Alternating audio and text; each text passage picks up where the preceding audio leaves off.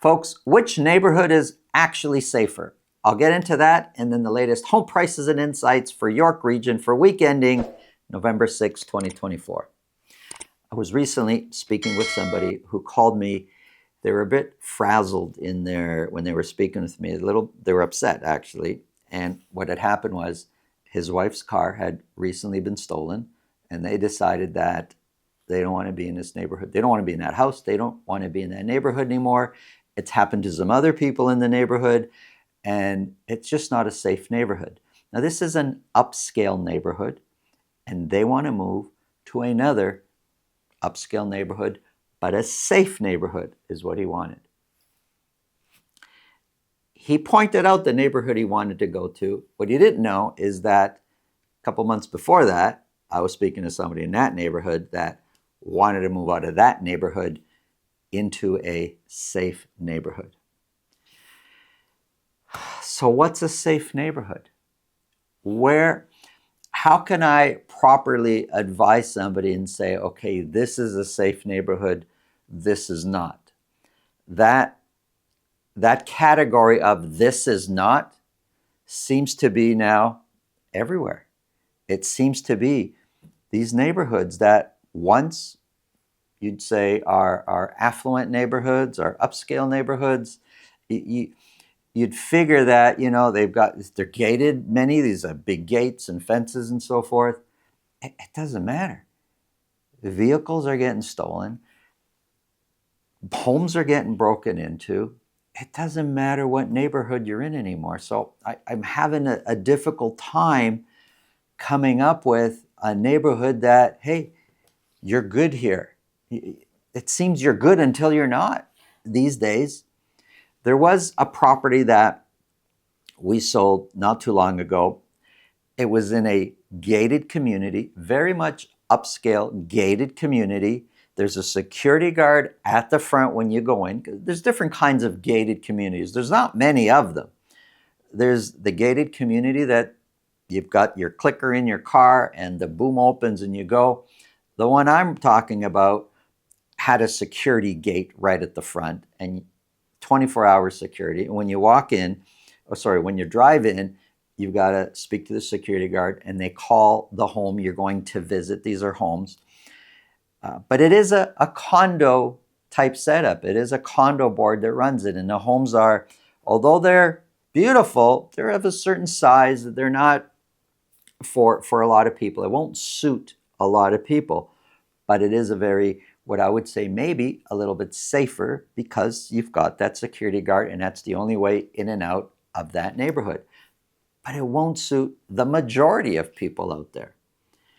I know of some neighborhoods where the homeowners have actually gotten together. These are freehold homes, but they each pay into a private security guard that patrols those streets and is parked at the end of the street all night long.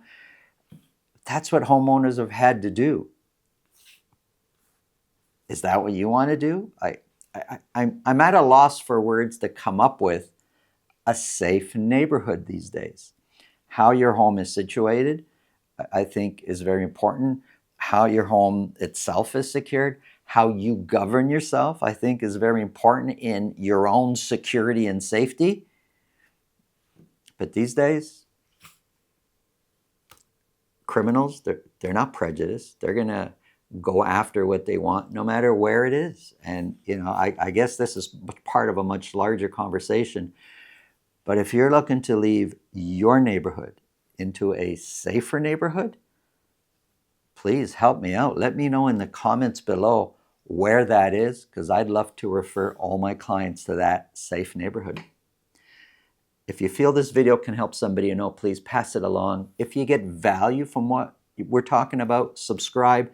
And if you want to speak with me about your real estate situation, there's a link up here to my calendar. There's another one below. Click on that. Book a time that's convenient for you, and we'll talk about whatever's on your mind. Now, let's get into the numbers.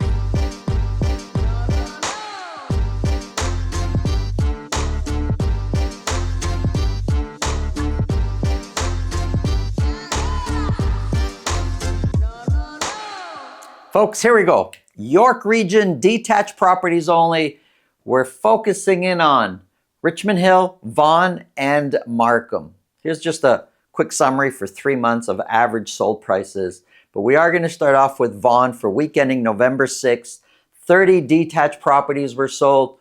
30, pretty similar to what we've been selling over the fall period, over the last few weeks. But we kind of go back to the beginning of fall and even August. 30 is actually a bit higher than where we started. So sales, although last couple of weeks, kind of similar, they're higher than what we've been selling at the beginning of the fall market.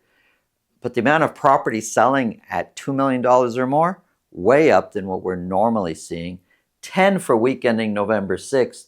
But the last time we sold 10 was way back in June. A couple times we came close. Actually, 3 times we were at 8. But normally, 4, 4, 4, 2, 5, 2, 4, 3, 10 is a very busy week for $2 million or more value properties. Average sold price up from the previous week to $1,733,000, which is kind of higher than what we were seeing the last few weeks, but still lower from where we were kind of at the beginning of the year, May and June, where we were in the mid 1.8 million. We're now 1,733, mid 1.7, 100,000 difference. Compared to last year, now 1,733 is up over the last few weeks. This week, last year, something crazy happened. We were over $2.1 million average sold price. So 1,733 is still 18% lower than where we were this time a year ago for the same week. But if we compare it to the week before, we're pretty much similar to where we were this time a year ago, a week before. So average sold price, 18% lower. Median price is 14% lower. 30 were sold. 17 of those, 17% sold at list price or more. So that's 5 of those 30 listings, excuse me, have kind of been flat for a while, but the last few weeks, listings are coming down. Active listings have been flat for many weeks, but this 1 week, a little bit lower. Active listings, months of inventory, same as the previous week at 3.8 months of inventory, kind of in the middle of a balanced market. That was Vaughan. Here's Richmond Hill. 20 detached properties were sold. 8 of those were at $2 million or more. Now 20, pretty similar to what we've had a few weeks ago. 22, 1 week of 29, then 19. So 20 is kind of there. Average sold price is $1,809,000, down quite a bit from the last couple of weeks, but 1,809 is kind of pretty similar to what we've been seeing as far as an overall average goes for the fall market. Compared to last year, 1,809 is 6% lower. The median price is, we say, I've got rounded as 0%, but it's higher. It's actually 0.4% higher compared to last year. 20 were sold, 35% sold at list price or more. So that's 7 out of those 20. 61 were listed. Listings actually over the last 4 weeks have been creeping up. A few more listings each week, a little bit more than the previous week. But active listings are they have been coming down, but slightly over the last few weeks. Months of inventory sitting at 4.9 months of inventory, right at the top end of a balanced market leading into a buyer's market. So you're going to experience both markets because this is an average, right? So you're going to have a buyer's market in some neighborhoods, a balanced market in other neighborhoods, averages out to the top end of a balanced market of 4.9 months of inventory. Here's Markham.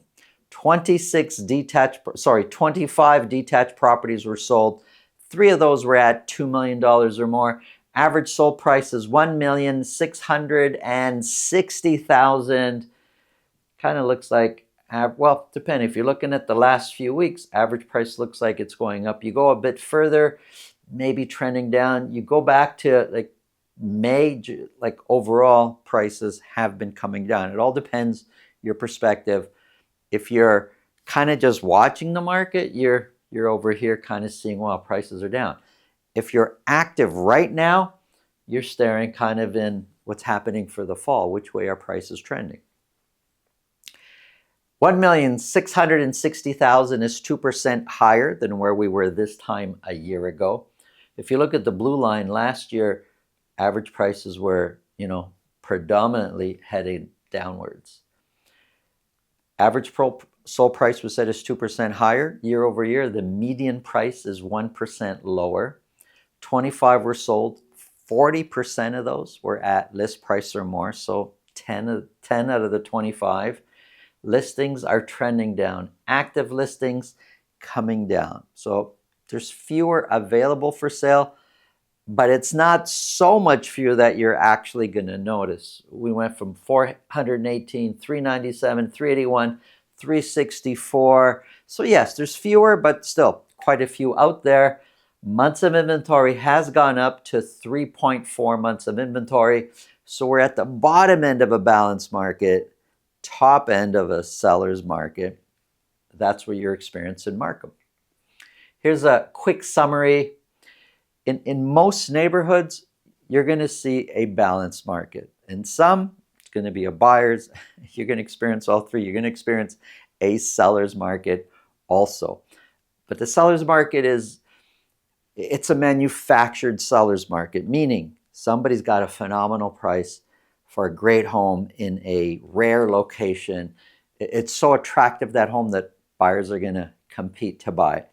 But under normal circumstances and situation, the market is pretty balanced out there. Thanks for watching. Have an awesome day.